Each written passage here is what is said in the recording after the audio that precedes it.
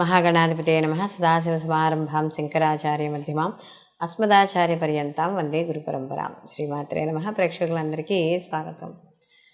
మనకి కొత్త సంవత్సరంలో మనకి ఇంచుమించు సంవత్సరం మొదలైన 4 రోజులకి ఈ రవి మార్పు అనేది కనపడుతోంది మనకి. అంటే ఏప్రిల్ 13వ తారీఖున రవి గ్రహము ఇక్కడ మేషరాశిలోకి సంచారం, అంటే ఆయన ఉచ్చ స్థితిలోకి సంచారం చేయడం అనేది జరుగుతుంది. అయితే రవి ఎప్పుడైతే తన ఉచ్చక్షేత్రంలోకి వెళతాడో ప్రతి గ్రహము కూడా అక్కడ మనకి మార్పు చెందినప్పుడు కొన్ని శుభ ఫలితాలు, కొన్ని అశుభ ఫలితాలు ప్రతి రాశికి ఉండడం అనేది జరుగుతుంది. అయితే ఇప్పుడు 12 రాశుల వారికి ఈ యొక్క రవి గ్రహ మార్పు వల్ల శుభాశుభ ఫలితాలు ఏ విధంగా ఉంటాయి అనే విషయాన్ని తెలుసుకుందాం. అలాగే ఈ 12 రాశుల వారికి కూడా ఎటువంటి ఏవైనా అంటే వాళ్ళకు ఉండే దోషాలను అనుసరించి వాళ్ళు ఇటువంటి రెమెడీస్ని పాటించడం ద్వారా వాళ్ళకి అనుకూలమైన ఫలితాలను పొందుతారు. ఇలాంటివన్నీ కూడా మనం ఇప్పుడు ఈ వీడియోలో తెలుసుకుందాం.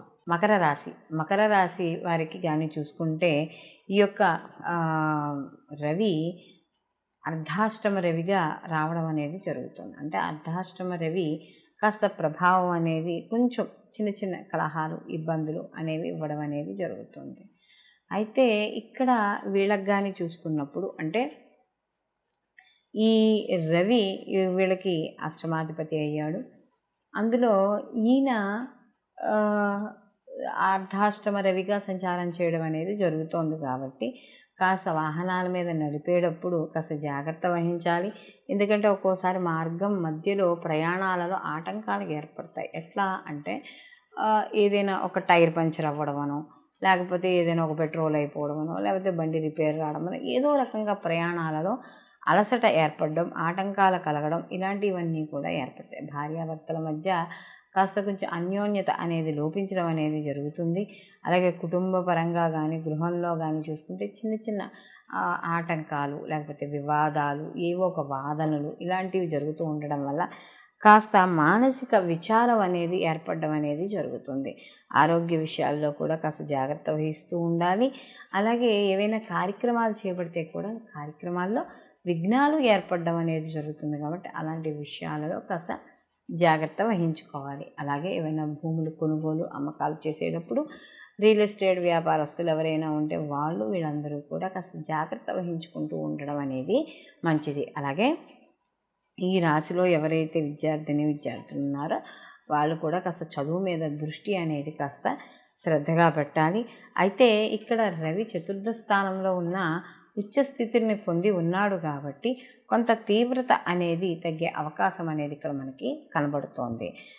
మొత్తం మీద ఈ అర్ధాష్టమ రవి అనేది కొంత వ్యతిరేక ఫలితాలను ఇస్తాడు కాబట్టి వీళ్ళు ప్రతిరోజు కూడా సూర్య ఆరాధన అనేది చేయాలి.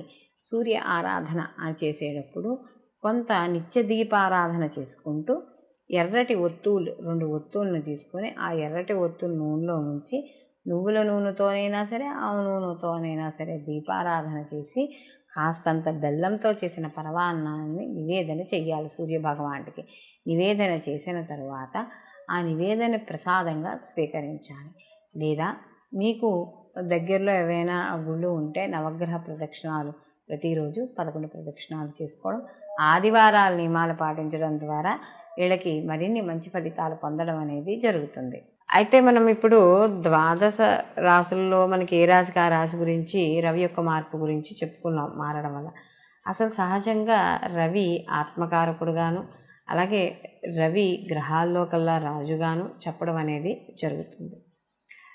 రవి సహజంగా ప్రభుత్వ ఉద్యోగస్తులకి ప్రభుత్వ పరంగాను, న్యాయపరంగాను, అలాగే ఎవరైతే ఈ ప్రభుత్వ రంగాల్లో పనిచేసే ఉన్నత అధికారులు, రాజకీయ పరంగాను, ఇలా అన్నింటికీ కూడా ఈ యొక్క మనకి రవి కారకుడు. ఎందుకంటే రవి అనేటప్పటికీ రాజు అంటే ఏమిటి? దర్పం. తన యొక్క అంటే ఒక దర్పంగా మాట్లాడడం, ఒక అధికారికంగా మాట్లాడడం, ఇలాంటివన్నింటికీ కూడా రవి కారకుడిగా చెప్తాం.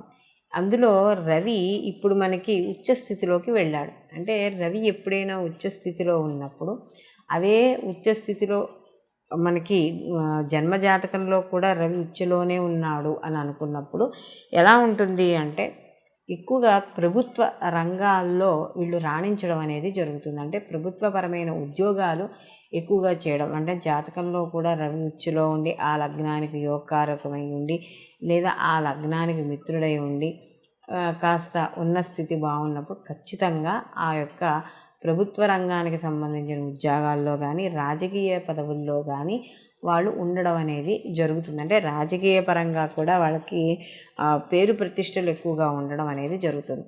అదే ఈ యొక్క జాతకంలో కానీ ఈ యొక్క రవి ఉచ్చస్థితిలో ఉంటే మగపిల్లవాడికి కానీ పుట్టిన సమయానికి ఉచ్చస్థితిలో కానీ ఉంటే ఆ తండ్రికి బాగా కలిసి వస్తుంది అని చెప్తారు. అందుకనే చూడండి, ఎవరైనా కొంతమంది మగపిల్లలు పుట్టంగానే తండ్రికి ప్రమోషన్లు కానీ లేకపోతే ఏదైనా ఉద్యోగం మారడం కానీ అంటే జీతం పెరగడం కానీ ఇలాంటివి ఎక్కువగా కనబడుతూ ఉంటాయి. లేదా ఏదైనా తరతరాల నుండి వచ్చే ఆస్తుపాస్తులు కలిసి రావడం కానీ ఇలాంటివి మనకి చూస్తూ ఉంటాం. కొన్ని జాతకాలలో మా అబ్బాయి పుట్టంగానే మాకు కలిసి వచ్చిందండి అని చెప్తూ ఉంటారు.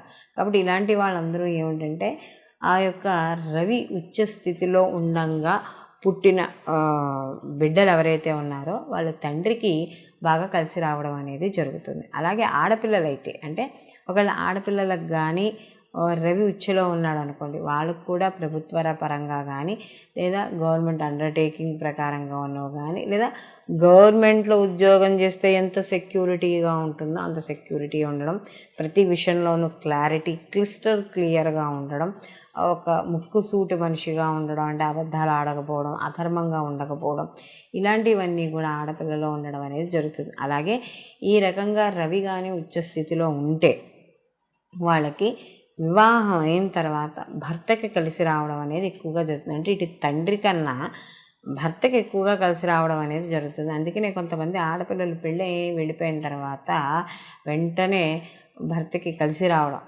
అంటే ఉద్యోగాల్లో మార్పులు, మంచి కలిసి రావడం, వ్యాపారంలో కూడా కాస్త కలిసి రావడం. చూడండి, ఆ ఇంటి లక్ష్మి అండి ఆవిడ, ఆ అమ్మాయి వచ్చిన తర్వాత కలిసి వచ్చింది అని చెప్తారు. కాబట్టి ఇవన్నీ కూడా మనకి రవి జన్మజాతకంలో ఉచ్చులో ఉన్నప్పుడు కలిగే పరిణామాలుగా మనం చెప్పుకోవచ్చు.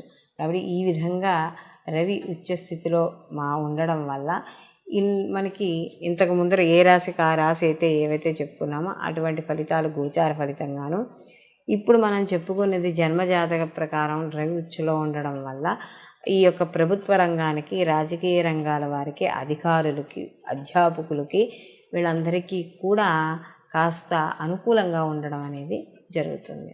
సర్వే జన సుఖినో భవంతు, లోకా సంస్థ సుఖినో భవంతు.